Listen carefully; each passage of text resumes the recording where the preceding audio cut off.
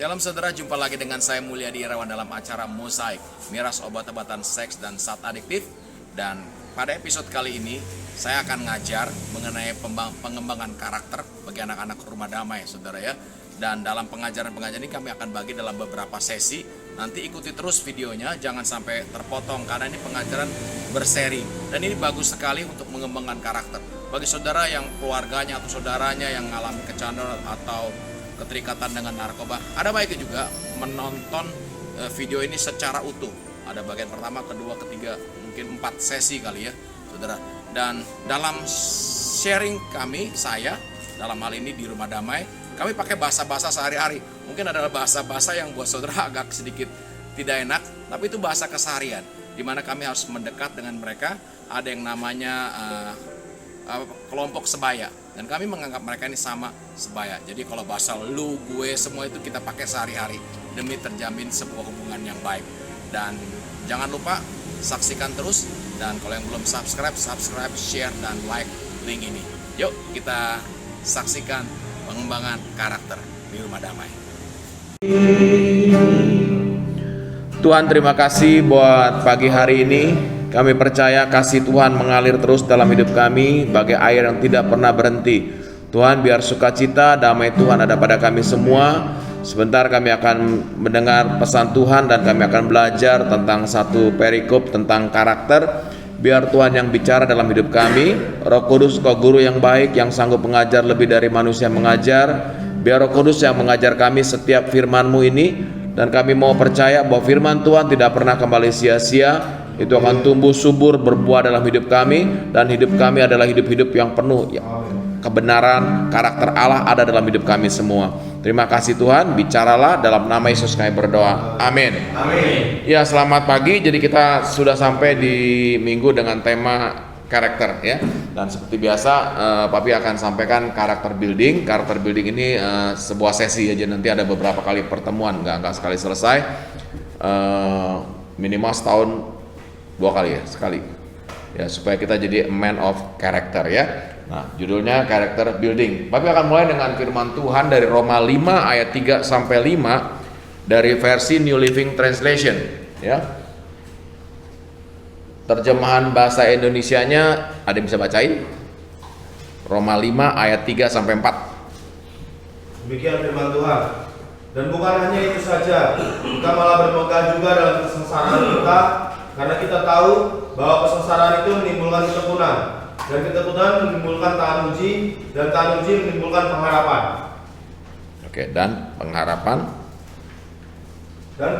tidak mengecewakan, karena kasih Allah telah dicurahkan di dalam hati kita oleh Roh Kudus yang telah dikaruniakan kepada kita. Amin. Ya, itu tadi kita dengar, kita bermegah dengan dalam pencobaan ya. Nah, dari New Living Translation dikatakan we can rejoice too when we run into problems and trial. Kita bisa bergembira, bersukacita ketika kita melalui problem, persoalan dan pencobaan gitu ya. Trial, pencobaan. Karena kita tahu, dikatakan di situ, karena kita tahu itu menolong membangun apa? Daya tahan. Ya, persoalan, problem itu hasil apa? Daya tahan. Jadi jangan anti dengan pencobaan, jangan anti dengan persoalan, karena itu menimbulkan sebuah daya tahan. Ya, Papi bersyukur sekali kalian bisa ada semua di Rumah Damai. Mungkin bagi kalian, beberapa kalian berkata, waduh ini problem berat buat aku, tiap hari mesti sesi, tiap hari harus dengar firman Tuhan, tiap hari harus nurut sama mentor, tiap hari diatur semua segala macam. Tapi percayalah, ujung daripada semua problem dan pencobaan yang kalian alami itu, ujungnya adalah apa? Kalian punya daya tahan yang kuat ya, meningkat daya tahan kita. Dan dikatakan, dan daya tahan itu mengembangkan apa? Karakter yang kuat, strength of karakter yang kuat. Ternyata karakter itu supaya kuat perlu yang namanya apa? Problem. Perlu masalah dan pencobaan, persoalan ya, harus ada ini supaya kita punya karakter yang kuat. And character strengthen our confident hope of salvation. Dan ternyata karakter itu menguatkan iman, kepercayaan kita akan keselamatan. Nah, kenapa ada banyak orang sudah ikut rehab jatuh lagi, ikut rehab jatuh lagi? Kenapa? Karena mereka nggak pernah mau menang pertama dari problem dan pencobaan. Selalu maunya jalan singkat, selalu pengennya cepat, selalu pengennya lari dari masalah gitu loh. Ada masalah, kecenderungan kita adalah lari, tinggalkan. Ya, padahal Tuhan izinkan itu ada dalam hidup kita supaya apa? Kita belajar punya daya tahan. Kalau kita nggak punya daya tahan, begitu persoalan datang pasti murtad lagi. Ada banyak orang ikut Tuhan, bilang capek lah, bosen ikut Tuhan, ini nggak boleh, itu nggak boleh, mendingan aku ikut cara dunia. Akhirnya relapse lagi, jatuh lagi ke narkoba. Ya, persoalan, problem harus dihadapi. Hadapi dengan apa? Bersyukur, bersukacita, karena kita tahu itu ngasilin apa? Daya tahan. Dan daya tahan itu menghasilkan apa? Karakter yang kuat. Dan karakter yang kuat itu menguatkan iman kita akan keselamatan. Kita nggak akan lagi gampang-gampang berkata, ya udahlah, gue mabuk lagi lah, gue pakai lagi, mati paling masuk neraka. Ya sekarang ngomongnya enak, mati paling masuk neraka. Di sana ya nyesel mau ngomong apa, nggak ada jalan lain. Ya di sini kita harus sadar gitu ya. Jadi penting buat kita persoalan, problem. Makanya salah satu pengajaran di rumah damai adalah apa? Zona nyaman kalian digoncang terus. Kalian harus dibuat tidak nyaman. Harus dibuat keadaan tuh jangan stay stabil aja, nyaman, enak. Jadi keenakan. Harus dimunculkan problem, persoalan yang baru. Bagi beberapa orang puasa itu problem, ya. Nah kalau kita nggak pernah mau menang persoalan, ya puasa ada boleh, kita bisa colong-colongan makan, atau kita hadapi.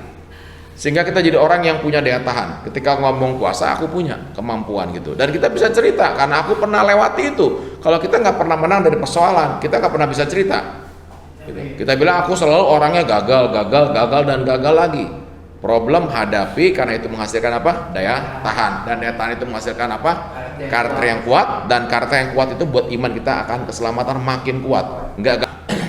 Karakter itu apa? Nah kita bersyukur. Karakter itu sebuah bentukan, bukan bawaan lahir. Ya, kalau laki perempuan itu bawaan lahir. Kita lahir plek jadi laki, atau kita lahir jadi perempuan. Ya, Tuhan ciptain laki dan perempuan. Ya, lahir sebagai itu udah bawaan. Ya, bawaan. Gender itu bawaan. Tapi kalau karakter itu sebuah bentukan. Karakter kita sampai hari ini karena apa? Karena sebuah bentukan dari kita kecil sampai hari ini. Nah kita bersyukur karena bentukan, artinya apa? Bisa dibentuk ulang. Kalau sebuah bentukan bisa dibentuk ulang, ya. Nah karakternya sesuatu yang dipelajari dari bentuk dari kecil, yang tadi Pak bilang. Karena itu karakter bisa dibentuk ulang, ditata lagi ke depan. Dan proses pembentukan karakter, nata ulang karakter ini ada beberapa tahapan, ya nggak bisa langsung. Ya hari ini kita jadi orang kayak begini, merem, besok bangun jadi berubah. Enggak, ingat di awal karakter perlu apa? Problem dan persoalan dan pencobaan. Perlu itu, tanpa itu nggak jadi. Jadi kalian nggak bisa tidur aja bilang, ya udah bangun dan berkata udah setahun di rumah damai, jadi orang bagus. 2 tahun di rumah jadi orang bagus. Enggak, kalau kalian karakter nggak kebentuk, nggak bagus. Tetap aja kalian masih orang yang sama. Cuman bedanya pernah ada di rumah damai, gitu doang. Tapi orangnya tetap sama. Dunia lihat karakter, dunia lihat orang yang mau berbeda. Pembentukan karakter itu dimulai dari beberapa tahap. Ada 3 proses pembentukan karakter. Yang pertama adalah normatif, yaitu pembentukan karakter berdasarkan norma, nilai-nilai, value, ya, standar, basic. Kalau malam itu waktunya tidur, kalau pagi waktunya tidur. Kalian ketawa kan? Ini memang bukan norma. Pagi sampai siang waktunya kerja, waktu lakukan sesuatu. Tapi kalau kita bilang enggak lah, aku tidur. Ya buat apa Tuhan ciptakan pagi dan malam? Nah, kita menceritakan dia ciptakan pagi dan malam. Karena apa? Dia punya sebuah tujuan. Malam tidur, pagi kerja. Hidup kita yang dulu paginya tidur, malamnya kita aktif, dirubah, dibentuk. Gitu. Ya, harus dibentuk. Mau lagi jadi orang yang mau berubah. Nah, dengan cara apa? Norma, nilai-nilai. Nah, Efesus 6 ayat 1 Alkitab berkata begini, hai anak-anak, taatilah orang tuamu di dalam Tuhan, karena haruslah demikian. Hai anak-anak, taatilah orang tuamu di dalam Tuhan, karena haruslah demikian. Karena ini normanya, ini nilainya. Anak-anak harus taat orang tua. Ini norma, nilai. Tidak boleh dibantah. Tidak boleh dibilang, aduh zaman udah berubah lah, sekarang kita udah zaman HP udah begitu maju, udah berubah semua. Nggak bisa cara didik anak bahwa anak nggak harus apa? Taat orang tua. Enggak juga. Nilai tetap ada. Amin. Dan secara norma itu artinya apa? Ngajar itu satu arah. Ketika kita punya anak kecil, papi punya anak kecil, ya sampai di bawah 5 tahun, papi nggak pernah ajak dia diskusi atau konseling.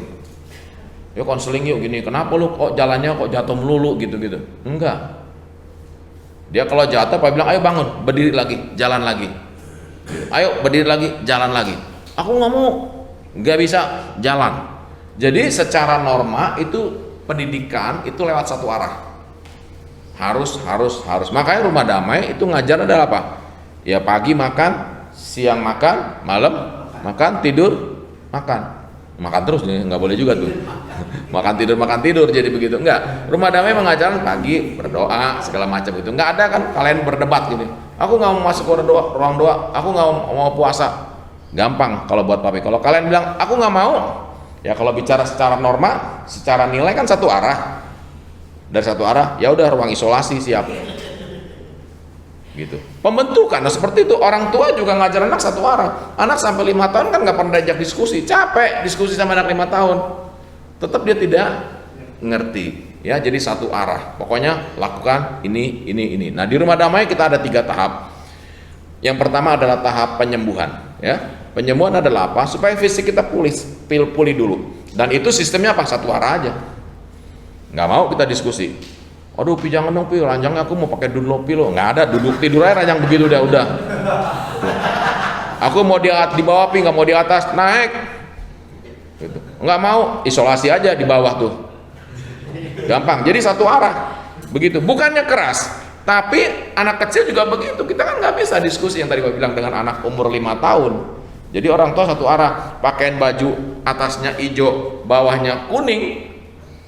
Anak kecil kan nggak ada yang debat. Mah nggak matching nih mah, masa kuning, hijau, ini abu-abu lagi celana sepatunya, nggak matching banget. Udah lucu, mamanya bilang gitu, pakai. Nggak bisa debat, ya. Nah, pembentukan karakter itu harus ada tahap pertama, yaitu satu arah secara norma. Ini keras. Kita ngajar kalian untuk taat dulu tanpa bertanya, tetap taat walaupun tidak mengerti. Karena penting dalam hidup ini ada banyak hal yang kita nggak ngerti terjadi dalam hidup kita. Udah nggak usah tanya, tapi kita percaya bahwa Tuhan turut bekerja dalam ini. Udah taat dulu deh, jangan bertanya. Taat tanpa bertanya, tetap taat walaupun tidak mengerti. Ya, ada lagu berkata, banyak perkara yang tak dapat ku mengerti, terus tetap harus terjadi di dalam kehidupan ini. Satu cara yang ku simpan dalam hati, segala sesuatu yang terjadi tanpa Allah peduli. Nah itu dia, amin. Kita nyanyi lagu itu, tapi kita nggak sadar. Kita banyak perkara yang kita tidak mengerti, tapi aku percaya segala sesuatu Allah peduli. Amin. Percaya. Di sini sebenarnya tahap pertama adalah kita mau ngajar kalian untuk percaya, ya. Nah, cara ini cenderung keras dan dingin. Kalau terus-terusan kita diajar dengan cara ini, ya, semua dengan apa? Seperti ini, hukuman demi hukuman, kalian akan mengalami cara yang kayak keras. Kok keras banget ya, dingin, nggak ada kok. Aku udah besar nggak pernah dikasih kebebasan. Aku kayaknya nggak punya hak segala macam. Ada anak-anak berkata ini hak asasi manusia gitu loh. Nah, selama lu anak-anak tetap aja hak asasimu nggak ada, karena kamu akan dilihat sebagai anak-anak. Jangan ngomong hak, bicaralah hak ketika kalian sudah orang dewasa. Amin. Anak kecil, mah ini ham nih mah, umur 5 tahun gitu. Mama saya suruh saya makan kok di blender. Nggak bisa nih, penghinaan nih, makanan kok sama anjing di blender. Mama bilang apa ngomong lo? Nih besok gue bikin lagi yang lebih halus. Makan, didiemin kelaparan makan. Itu memang begitu. Tujuannya adalah apa? Supaya kita taat walaupun tidak mengerti. Tapi kalau terus diajarin caranya seperti kayaknya keras banget gitu kan ya. Masalahnya pertanyaan papi adalah gini, bertumbuh nggak kalian? Kalau kalian nggak bertumbuh, terus saja kalian akan diajar seperti itu. Orang tuamu akan lihat kamu persis anak kecil. Yang diomongin apa? Susu lagi, gitu loh. Jadi yang ngomongin itu aja. Jadi harus bertumbuh ya. Jangan terus-terusan di sini. Ini akan keras dingin ya. Ketika kita bertumbuh dalam karakter, kita akan masuk ke tahap kedua dalam pembentukan karakter, yaitu secara teologis. Berdasarkan sebuah logika. Ada pola pikirnya, ada logikanya. Kenapa saya harus taat? Kenapa saya harus taat? Ada tujuannya, ada logikanya. Nah, ini masuk tahap kedua. Nah, di rumah damai, ketika kalian sudah selesai masuk tahap penyembuhan, kalian akan masuk tahap kedua, yaitu pemulihan. Di tahap ini karakter mulai dibangun, ya. Di tahap ini mulai kita diskusi, mulai bicara, mulai komunikasi gitu. Tapi ada anak di tempat ini udah bertahun-tahun tetap aja masih di tahap pertama loh, bilang. Nggak pernah mau masuk ke sini. Ya, harus mengerti kita hidup punya tujuan, ya, harus ada berdasarkan logika dan tujuan. Efesus 6 ayat 2 sampai 3. Di sini dikatakan apa? Hormatilah ayahmu dan ibumu. Ini adalah apa? Suatu perintah. Ini sebuah nilai, ini sebuah value. Perintah itu artinya apa? Harus dibantah. Dijalani. Perintah itu udah satu arah, ngerti? Karena ini adalah sebuah perintah. Udah, jalani aja. Ya, misalkan papi bilang, hari ini papi perintahin tidak ada makan dari pagi sampai malam.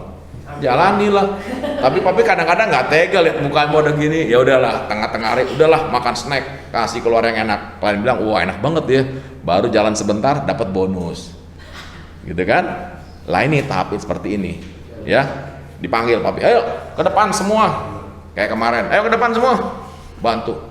Ngapain pi? Nyemprot parkiran mobil, cuci 3 mobil. Dikirain enak cuci 3 mobil, vakum karpet. Udah pas lagi nyuci hujan, berhenti. Hujannya berhenti lagi, lanjut lagi. Udah lanjut di tengah-tengah hujan lagi, berhenti. Baru pikir udah enak nih, santai nih. Ah, berhenti nih, besok aja ya, besok lagi. Otak kita kan mikirnya maunya santai. Hujannya berhenti. Papi masih di situ, hujan masih berhenti. Ayo kerja lagi. Karena kerjain lagi, capek, gotong sana, gotong sini segala macam, ada yang kesemprot segala macam gitu kan ya. Tapi di tengah itu, ketika kita bongkar, papi nemuin barang-barang banyak. Panggil Yadi, panggil tukang lapak. Ada pompa yang rusak segala macam, panggil tukang lapak datang, jual, dapat duit berapa? 100.000 ya, 100.000. Nah, saya bilang, nah dapat duit 100.000. Ntar malam lu orang makan nasi goreng, wih enak semua. Gitu. Tiba-tiba dapat nasi goreng. Tapi waktu dipanggil kesel nggak? Ya ini jamnya gue pingpong, nih jamnya gue volley, nih jamnya gue mestinya nge-gym gitu. Kayaknya gini.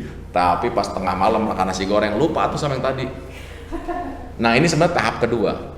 Tahap kedua berkata adalah apa? Hormatilah ayahmu dan ibumu karena ini sebuah perintah. Ketika kalian dipanggil ke depan, ya papi bersyukur nggak ada yang bantah. Kenapa mesti ke depan, Pe? Ini hak asasi manusia nih, Pe. Ini jamnya istirahat, jamnya olahraga. Balik lagi tahap pertama, masuk isolasi. Gitu. Papi bersyukur kalian bilang, ya udah. Walaupun mungkin ada beberapa yang hatinya kesel gitu loh, karena rencananya tiba-tiba tidak terjadi. Tapi lakukan. Itu perintah, ngerti ya? Dan di sini ada lanjutannya. Karena suatu perintah yang penting, seperti yang nyata dari janji ini, supaya apa? Kamu berbahagia dan panjang umurmu di bumi. Perintah ini ada hadiahnya. Kalau kamu taat, kamu apa? Bahagia dan panjang umur. Di pertama nggak ada yang secara normatif karena haruslah demikian. Titik. Ya, masih ingat nggak yang pertama nih? Nah, dikatakan apa? Karena haruslah demikian. Titik. Udah nggak ada banyak ngomong. Tapi di tahap kedua, nah, supaya ada bonus panjang umur dan berbahagia dan panjang umurmu di bumi gitu. Jadi ketika kalian kerja gitu, supaya apa? Ada makanan, ada hiburan gitu, ada senangnya gitu ya. Nah, tahap kedua ini adalah tahap teologis di mana kita mulai 2 arah ngomong. Mulai 2 arah. Kalau kamu taat, kamu terima imbalan yang baik. Kalau kamu tidak taat, kamu balik lagi ke kelas yang pertama. Kalau masih nggak taat lagi, masuk lagi kelas paling dasar. Isolasi gitu lagi gitu ya. Tapi kita berharap kita maju terus gitu ya. Dan ada alasannya kenapa harus taat ya. Ada alasannya kenapa harus taat. Alasan yang diberikan harus menguntungkan yang diperintah. Karena kalau nggak nguntungin pasti nggak ada yang mau. Misalkan kemarin Papi panggil, Riki bantu Papi depan karena ini sebuah perintah, gitu kan ya. Kenapa? Alasannya abis ini kamu akan Papi isolasi. Iya nggak ada yang mau. Tapi kalau dibilang, Riki ayo bantu depan, nanti kalau udah capek jungkir balik kita minum Coca-Cola. Wah semangat. Dan alasannya harus menguntungkan yang diperintah. Nah lihat begini, anak-anak seneng ketika kita sekolah SMP, SMA, ketika masa-masa ujian, mama, papa berkata gini, yang rajin ya belajar ya, nanti kalau lulus dibeliin motor. Semangat kita, betul? Semangat. Nggak ada orang bilang nanti beliin motor, terserah aku nggak mau, tetap aja aku mau kagak lulus. Ya balik lagi ke satu tuh, udah nggak usah diskusi. Dan selalu biasanya alasannya yang diberikan harus menguntungkan yang diperintah. Nggak ada orang tua berkata, ayo belajar yang rajin supaya nanti tahun depan kamu belajarnya lebih lama lagi. Anak-anak buset yang rajin supaya tahun depan kamu belajar lebih lama lagi, males juga gitu ya. Supaya tahun depan kamu naik kelas, tahun depan kamu bisa ke sekolah naik motor, itu kan semangat. Ada bonus-bonusnya ya. Di Rumah Damai juga nanti jadi imam, nanti jadi chief, ada progres, mulai dikasih bonus-bonus gitu kan ya. Boleh ke depan, itu juga sebuah privilege tuh, enak juga. Kadang-kadang yang baru, kadang-kadang kasihan juga, cuma bisa ngintip-ngintip di pagar gitu. Ke depan nggak boleh. Ada apa sih di dapur? Kenapa sih lu senang di dapur gitu? Kalau yang tahu dapur seneng ya enak. Ya. Makanya kadang-kadang banyak yang suka di dapur. Riki nomor 1. Riki kalau kemis suka di dapur gitu ya. Enak. Nah, itu bonus yang diberikan ketika kalian masuk tahap ini, tahap kedua secara logika ya. Nah,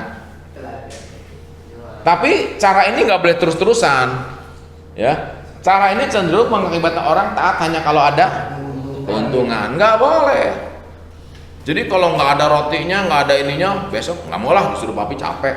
Kemarin udah 3 kali loh Papi suruh aku nggak dikasih minum, nggak dikasih ini. Nggak boleh. Kalau terus-terusan kita gini, kita jadi kayak kuda-kudaan loh yang lari itu depan dikasih rumput, tahu nggak? Diumpannya terus gitu. Jangan mau jadi seperti itu. Kita harus bangkit jadi orang yang berbeda ya. Cara ini cenderung akibat orang hanya taat kalau nguntungin, kalau nggak nguntungin ya udah nggak mau. Kita harus pindah ke tahap berikut. Tahap pertama satu arah, cenderung keras dan dingin. Kayaknya kejam banget ya gini-gini, cenderung keras dingin.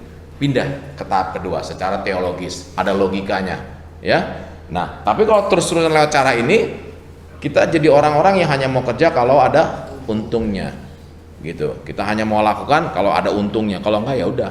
Bangun pagi itu paling susah tuh. Ada juga orang yang susah banget bangun pagi, gitu. Jadi kalau nggak ada untungnya nggak mau bangun. Ya udah, terus aja dia di tahap ke-1, gitu. Ya, nah harus meningkat. Nggak boleh di sini terus. Jangan mau dong jadi kayak kuda-kudaan gini.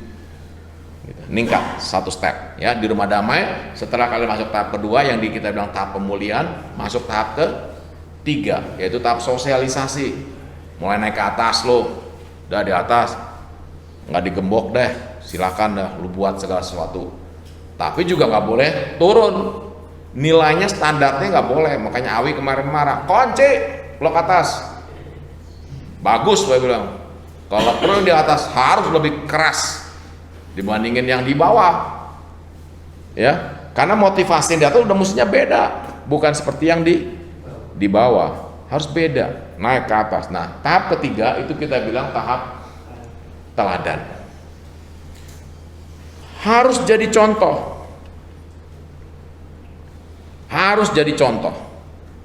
mau nggak mau. Contoh dalam apa? Kesetiaan, dalam ketelatenan, dalam kerajinan. Jangan kendor. Di bawah bisa baca Alkitab, di atas kalau nggak bisa baca Alkitab, daripada nggak baca turun lagi ke bawah. Jangan, di atas justru mesti baca Alkitab. Itu udah diajar, terus lakukan. Jadikan sebuah habit ya, yang baru gitu ya. Nah, tahap ketiga adalah tahap jadi teladan. Di Alkitab Paulus yang Paulus bilang orang yang berani ngomong, Di Alkitab bahasa Indonesia, ikuti teladanku seperti aku mengikuti teladan Kristus, ya. Tapi di NIV dikatakan gini, follow my example as I follow the example of Christ. Ikuti teladanku, contoh ikuti teladanku seperti aku mengikuti teladan Kristus. Sampai itu mesti kalian jadi berkat. Kalau mau jadi karakter betul seperti, sehingga orang tua akan berkata, iya lu anak berubah banget lu, gue mau ngikut lah gaya lu, gue mau tahu. Amin. Kenapa ada banyak orang bisa percaya firman Tuhan ketika karena ada seorang Paulus yang hidup jadi contoh. Jadi contoh. Papi berdoa di ujung dari program di rumah damai, kalian jadi a man of example. Bukan contoh buruk ya, tapi contoh yang baik. Kesetiaannya, hormatnya, baca firmannya, rajinnya, empatinya, semua bisa jadi contoh. Sehingga ketika orang berkata, wah beda lu nih, ini anak gue yang baru benar-benar. Amin. Jadi contoh. Jadi contoh. Dan 1 Timotius 4 ayat 12 1 Timotius 4 ayat 12 Alkitab berkata, jangan seorang pun menganggap engkau rendah karena engkau muda. Jangan seorang pun menganggap engkau rendah karena engkau muda. Gitu. Tepatnya berarti apa? Jadilah teladan bagi orang-orang percaya dalam apa? Teladan dalam perkataan, tingkah laku, kasih, kesetiaan, kesucian. Jadilah teladan dalam 5 area. Dalam perkataan, tingkah laku, kasih, kesetiaan, kesucian. Apalin nih. Besok ujian. Sesi berikutnya adalah ujian. Jadi yang nggak catat awas kalau nggak tanya, puasa 3 hari 3 malam. Jadi teladan dalam apa? Perkataan, tingkah laku, kasih, kesetiaan, kesucian. Ingat ini nancep di otak nih dalam perkataan. Jadi kalau ada yang di rumah ngomong, di luar ada yang ngomong gini, asik lu, dugem lagi yuk, mabok lagi yuk. Kalian bisa jadi teladan nggak dalam perkataan? Enggak kan? Harus jadi teladan dalam perkataan. Ketika Awi panggil, sini kamu, tadi buat apa gini-gini? Kamu makan ayam gorengku ya? Enggak. Jangan jujur. Kamu curi ayam gorengku? Enggak. Gitu. Udah, terus kita ke dalam. Awi tuh ya selalu nuduh orang, walaupun kagak. Itu nggak jadi teladan dalam perkataan. Amin. Kita harus jadi teladan dalam perkataan. Wah tadi gue dimarahin Awi deh. Ya memang gue salah juga sih. Udah gitu lebih baik. Ngerti nggak? Karena Tuhan mau kita jadi contoh di keluarga, dimanapun juga kita berada. Jadi teladan. Tahap ketiga dalam pembentukan karakter adalah apa? Jadi contoh. Sosialisasi itu waktunya kita jadi contoh. Jadi jangan kau lihat misalkan papi lagi angkat ember, panggil, ya TK tuh bantu papi tuh, gimana lo ngeliatin papi lo? Lu sendiri? Ngerti nggak? Bukan maksud papi ditolong terus ya. Tapi bukan cuma ini, buat semua kita harus punya empati, harus punya rasa kasihan ketika temen jatuh. Mampus lu jatuh lagi sih, asik kan? Lu nggak jadi teladan dalam perkataan, ngetawain orang jatuh gitu lu ketawain gitu. Tapi kalau kita jatuh mau nggak diketawain? Nggak mau kan? Jadi teladan, jadi contoh. Ketika teman jatuh datang bantu, ayo kita berdoa, kita berdoa. Misalkan ada orang yang habis ambil kenapa jadi Awi lagi, nggak Kusnadi lah misalnya dimarahin Kusnadi, terus lagi bete, aduh gue bete lah Kusnadi. Jadi contoh dalam perkataan, bangkitkan iman, nggak apa-apa. Gue dulu juga pernah dimarahin Kusnadi kok. Tapi lewat dia, hidup gue berubah kok. Ayo biarinin aja. Makanan kemarin tuh makanan kok buat kita. Karena itu melatih kita punya daya tahan. Amin. Daya tahan lewat persoalan, lewat problem. Kadang-kadang problem sama mentor. Beberapa anak cara gampang sih ngindari masalah. Datang ke Awi, ganti mentor nih. Wi, aku nggak mau mentor dia. Lu lagi lari dari masalah. Tapi bilang gitu aja. Hadapi. Berubah kita pola pikirnya, gimana ya aku ngadapi orang ini? Karena kalau kita nggak menang di situ kalian nggak akan menang. Tapi paling enak kita memang cenderung begitu sih. Datang, aku nggak bisa lagi, aku butek nih. Kalau terusan dia gini-gini, gue tambah gila. Ya udah, buat papi ya satu arah aja lagi deh. Udah pindah. mulai lagi di sono satu arah. Satu lagi. Tapi kita harus belajar loh. Kenapa ada rolling mentor di tempat ini? Karena sekali lagi Pak mau katakan, kenyamanan kita nggak boleh di zona nyaman. Zona nyaman itu zona tidak aman. Ingat, zona nyaman adalah zona tidak aman. Buat kita harus digoncang-goncang. Tujuannya apa? Supaya kita tidak nyaman, dan lewat tidak nyaman daya tahan kita muncul. Karena setiap mentor itu punya karakter masing-masing. Oke? Kita belajar dipimpin oleh orang ini, dipimpin oleh orang ini, dipimpin oleh orang ini, dipimpin orang ini, dipimpin orang ini. Sehingga ketika kita belajar semua, kita bisa mengerti orang. Gitu. Orang tua juga nggak sama kok, beda semua. Kalau kita belajar dari orang tua yang baik, kita bilang gila ya, papa gue nggak berubah ya, mama gue tetap aja masih nggak curigaan gue, enak lu, papa lu gitu. Lah belajarlah memahami papamu yang kayak begitu. Kan mama nggak bisa dijual, papa nggak bisa dijual. Ya kalau bisa dibarter tukar tambah ya hancurlah dunia. Ya. Jadi teladan. Dalam 5 tadi apa? Dalam perkataan, tingkah laku, apa kesetiaan, kesucian. Itu dah. Ya dengerin gitu dong, tapi kagak lakukan. Oke? Pesan papi adalah lakukan. Apa? Jadi contoh. Blok atas. Ye gitu dong, blok atas. Ganjang, blok atas. Kayak komedi. Woi, blok atas. Nah, gitu dong. Dengar. Jadi apa? Teladan. Jadi teladan, jadi contoh. Sehingga dengan begitu kalian bisa memotivasi yang di bawah. Yang di bawah bilang ini, iya yang di atas percuma kayak kandang burung di atas doang. Kelakuan gak berubah. Kayak burung dara lah kita taruh di atas. Jangan dong, kita di atas karena kita jadi teladan, jadi contoh, sedang diangkat. Karena papi nggak mau kalian dianggap rendah, kalian mesti diangkat. Oke? Jadi teladan. Amin. Janji lo ya hari ini jadi teladan semua ya. Hidup kita dicontoh. Awi papi akan suruh gaspol buat yang di atas. Karena teladan, kalau nggak turun lagi deh, biar orang ya kamu rendah. Gitu. Amin. Jadi teladan gitu loh. Next. Teladan dalam apa nih? Ada survei mengatakan teladan buruk ditiru berapa? 200%. Teladan baik ditiru 50%. Kita nih paling gampang contoh yang buruk. Gosip, hoax, apalagi ya? Caci maki apa? Kita paling gampang contoh. Makanya kagak ada sekolah jadi jahat. Mana ada sekolah jadi jahat? Karena 200% orang niru. Lu bikin sekolah jadi jahat, nggak laku. Tapi sekolah jadi baik, banyak orang mau. Karena cuma 50% sih orang yang niru. Berarti 50% pengen jadi baik. Pengen jadi baik. Amin. Kalau ada rehab untuk bikin kita jadi bandar yang lebih hebat, Bapak pikir nggak usah. Kesatu kita ditangkap sama pemerintah. Kedua belajar sendiri lebih hebat. Buat jadi jahat orang nggak perlu les, lihat contoh aja gitu ya. Oh gitu cara nipu, oh gitu, oh gue bisa lah. Kita improvisasi lebih canggih kita. Tapi buat jadi baik hanya 50%. Jadi papi gambarin satu kamar 4 orang. Satu kamar ada 4 orang. Satu aja yang buruk, dia bisa bawa 2 loh. Bahaya nih, makanya kalian bilang bahaya. Satu yang teladannya buruk bisa kebawa berapa? 2. Tapi ada 2 aja orang baik, cuma narik 1.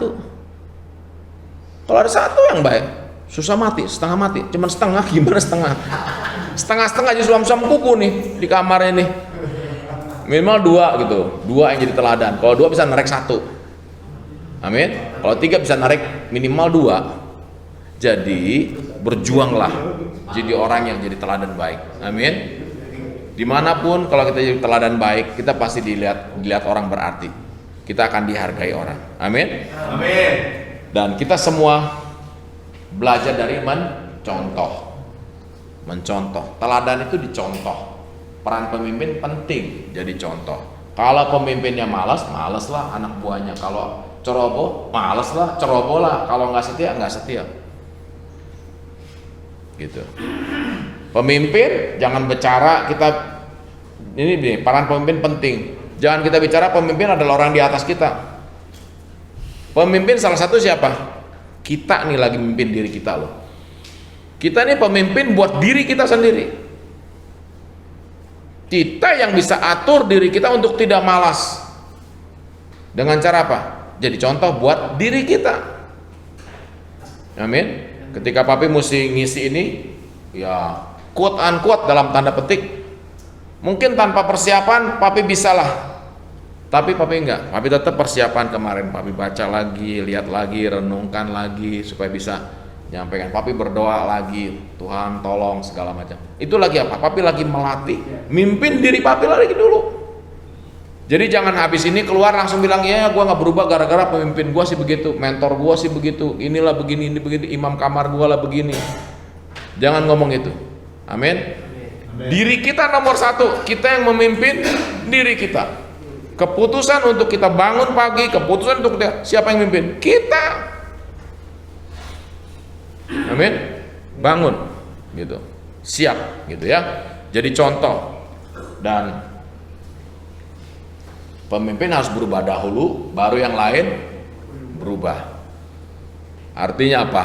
Kita dulu yang harus berubah, baru dunia berubah. Bukan berarti kita minta orang tua kita mengerti kita terus-terusan. Kita minta istri, anak-anak kita mengerti kita, tapi biarlah kita yang berubah sehingga dia melihat kita berubah. Jadi contoh yang baik. Amin. Kita yang harus berubah lebih dulu nih. Kita yang harus berubah. Oke? Udah catat semua? Ingat 3 tahap tadi pembentukan karakter. Yang pertama secara normatif, secara nilai, satu arah. Karena haruslah demikian. Yang kedua secara teologis, secara logika, ada tujuan dan tujuannya harus selalu menguntungkan, ya. Karena ini sebuah perintah kita. Karena dengan begini kamu akan berbahagia dan panjang umur, ya. Ada perintah. Yang ketiga secara teladan. Jadi contoh dimanapun kita berada dalam 5 hal. Dalam perkataan, laku, kasih, kesetiaan, kesucian. Amin. 5 itu dijaga. Nah, D.L. Moody ini seorang penginjil terkenal dari Amerika abad ke-19. Orang yang sangat luar biasa. Jadi contoh teladan yang luar biasa.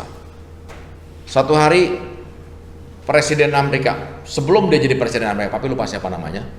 Sebelum jadi Presiden Amerika, dia gunting rambut. Dia gunting rambut, lagi dicukur gini. Dia dengar orang di sebelah lagi ngobrol sama kapsternya yang sebelah. Tiba-tiba dia bilang, aduh gila ini orang damai sekali, ngomongnya enak banget. Sampai dia berkata gini ya, sampai ketika rambut saya udah selesai digunting, saya rasanya nggak pengen bangun. Saya pengen dengar terus omongan orang di sebelah saya. Ketika akhirnya kapster saya menyadarkan bahwa saya udah selesai, saya lihat ke sebelah dan saya kaget. Saya lihat itu D.L. Moody sedang digunting rambutnya. Perkataannya dikatakan begitu menenangkan. Ucapan-ucapannya begitu menguatkan. Setiap omongan dia seperti ada sebuah janji yang indah sekali. Dan dia berkata, saya meninggalkan ruangan cukur itu seperti saya menghadiri sebuah KKR yang besar. Bayangin, nggak ngomong, nggak ketemu orang dia dicukur. Dan ini tulisan dari salah seorang presiden Amerika. Setelah itu dia jadi presiden Amerika. Lupa siapa namanya. Tapi itu pengalaman yang dia bilang nggak bisa lupa dari hidupnya. Karena apa? Ada seorang jadi contoh, jadi teladan dalam perkataan, dalam kesucian. Sampai dia bilang saya meninggalkan tempat cukur itu seperti meninggalkan sebuah KKR yang besar. Harus jadi seperti itu. Sehingga orang tua kita bilang, lu pulang deh, deket sini. Karena kalau lu pulang gua adem, enak. Jangan bilangin, lu pergi deh. Lu jangan pulang deh. Jangan. Lewat teladan, lewat perkataan, semua ngadem, ngerti ya? Kalau adem tuh akan seneng banget. Ini nggak bandingin kalian sama biskop. Biskop tuh kadang-kadang ngeselin gitu ya. Baru dipel, pupuk, aduh biskop lu bikin kotor lagi gini-gini ya. Kita mesti ngepel lagi gitu. Tapi ya, kalau dia datang dengan imutnya gini-gini, kita senang gitu. Biskop so hampir tiap malam pasti papi panggung-panggung waktu tidur gitu. Kenapa? Ya enak, nurut ketika dia di pangku, dia jilat sini, dia diam, dia seperti tak berdaya. Tapi itu menghibur gitu ya. Hidup kita kalau jadi teladan juga seperti itu. Orang tua juga pengen kita pulang gitu, pengen cepat kumpul gitu loh. Jangan ngomong kita rindu deh, dia juga rindu. Jangan berkata lu buang gua, enggak, dia enggak buang, dia juga rindu, tapi dia nunggu gitu loh. Aduh, gua rindu tapi takut. Aku rindu pengen datang tanpa takut gitu loh. Amin. Apa? Ya Rizky? Apa? Rindu tapi takut. Teman tapi mesra. Tapi ini rindu tapi takut gitu loh. Tapi kita harus bikin rindu, sungguh rindu, karena dia kehilangan yang terbaik. Ya. Nah, D.L. Moody berkata begini. Sewaktu saya menjadi orang percaya, dia berkata sewaktu saya jadi orang percaya, saya membuat kesalahan ini.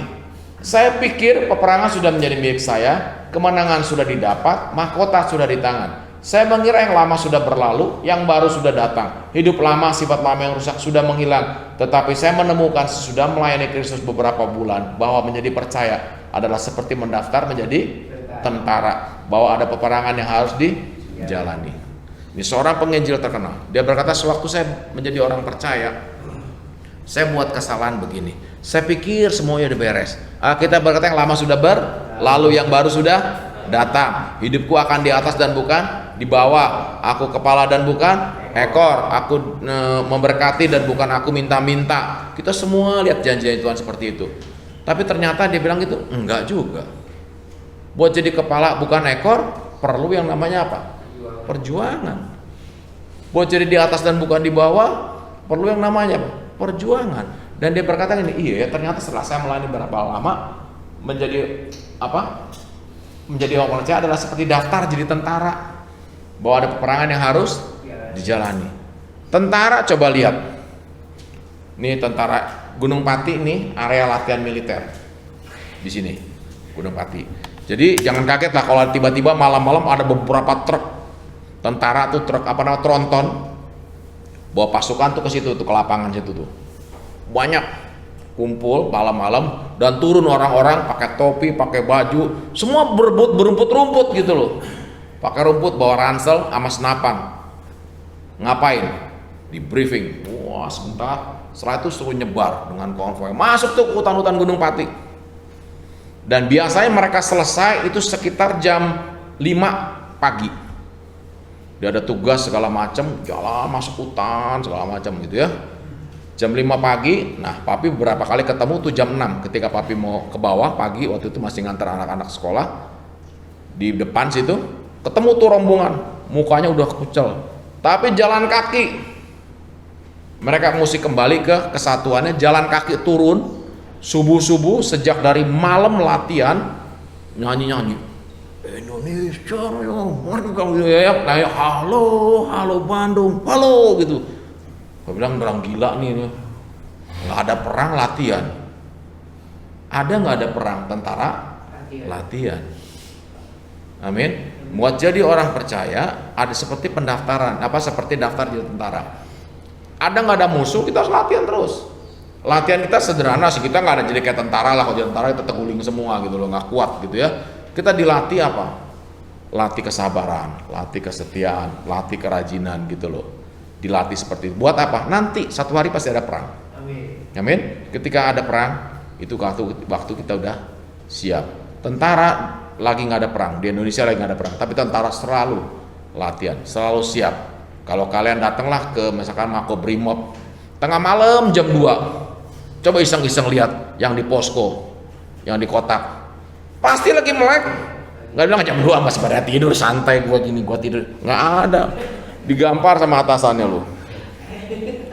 Begitu salah diri aja langsung disikat, betul nggak? Coba lihat lah depan istana lah, jam 2:30 pagi, jam 10, enak-enaknya buat tidur. Lewat di depan posko itu tuh, lihat tentaranya apakah lagi ngopi gitu? Gini terus, jaga terus. Musuh ada nggak ada, lagi tidur semua. Tapi tetap dia jaga-jaga, tetap dia siaga. Dan D.L. Moody berkata harus ada peperangan, harus ada latihan, ada perjuangan. Artinya Pembentukan karakter itu perlu apa? Waktu, dan harus dijalani. Ada nggak ada perang? Jalani. Lakukan, jalani. Saudara, kita sudah sampai di ujung daripada acara Mosaik kali ini. Dan saudara, kalau saudara diberkati, saudara bisa share sehingga akan banyak orang bisa dengar. Dan pastikan saudara menonton bagian demi bagian sampai selesai tentang pembelajaran karakter di Rumah Damai. Dan saya percaya ketika kita belajar dan kita melakukan, hidup kita akan berubah. Kita akan jadi pribadi yang punya karakter yang luar biasa. Akhir kata, dari Rumah Damai, saya mengucapkan terima kasih atas semua atensi saudara. Dan please subscribe, share, like, dan komen kalau saudara ingin memberikan komen ya. Sekali lagi saya mau katakan bahwa pembelajaran kali ini kami berikan untuk materi di Rumah Damai, sehingga bahasa yang saya pakai adalah bahasa keseharian. Bahasa di mana saya belajar mendekat dengan mereka, masuk ke dunia mereka, dan membagikan apa yang harus mereka lakukan. Dan kita percaya dengan apa yang kita bagikan, hidup mereka akan berubah dan mereka akan berhenti narkoba. Dan satu, Indonesia bebas narkoba.